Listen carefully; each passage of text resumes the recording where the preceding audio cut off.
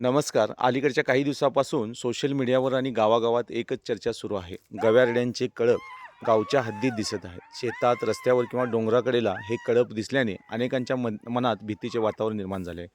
परंतु या घटनेमागे एक महत्त्वाचे कारण दडले आहे. ते म्हणजे अलीकडच्या काळात जंगलांना लागलेल्या वणवे.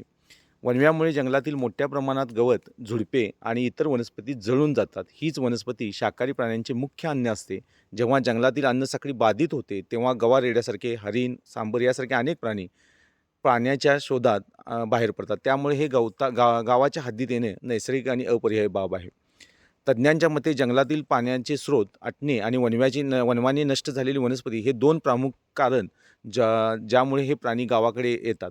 त्यामुळे या समस्येचा दीर्घकालीन उपाय म्हणजे जंगलाचे रक्षण करणे, वणवे टाळणे आणि जंगलात पाणवठे जपणे. गावकऱ्यांनी काही गोष्टी लक्षात ठेवायला हव्यात. गवा-रेड्यांना चिडू नये, त्यांच्या जवळ जाण्याचा प्रयत्न करू नये, फोटो काढण्यासाठी किंवा व्हिडिओ करण्यासाठी गर्दी करू नये. तात्काळ वन विभागाला माहिती द्यावी. आजची परिस्थिती आपल्याला एक महत्त्वाचा संदेश देते. जंगलं सुरक्षित राहिली तरच वन्यजीव सुरक्षित राहतील.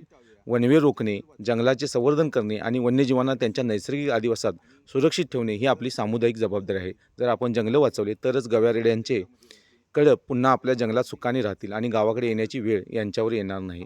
त्यामुळे एक संकल्प करूया, जंगले वाचवूया, वणवे टाळूया. धन्यवाद.